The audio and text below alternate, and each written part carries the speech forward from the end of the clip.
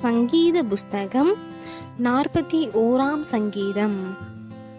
ராக தலைவனுக்கு ஒப்புவிக்கப்பட்ட தாவீதின் சங்கீதம்.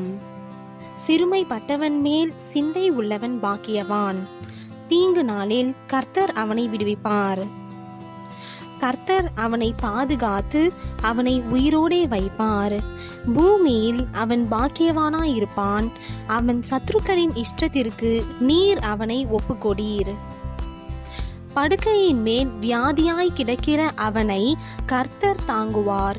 அவனுடைய வியாதியிலே அவன் படுக்கை முழுவதையும் மாற்றி போடுவீர். கர்த்தாவே, என்மேல் இரக்கமாயிரும். உமக்கு விரோதமாய் பாவம் செய்தேன்.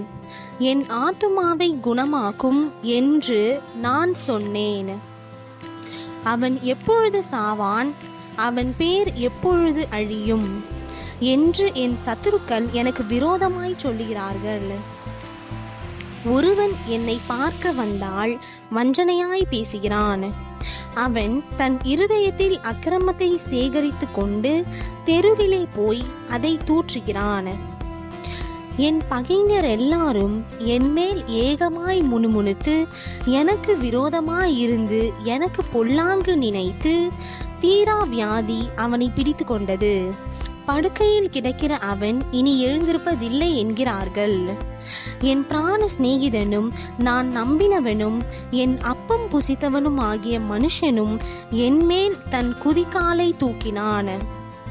கர்த்தாவே, நீர் எனக்கு இறங்கி நான் அவர்களுக்கு சரிகட்ட என்னை எழுந்திருக்க பண்ணும்.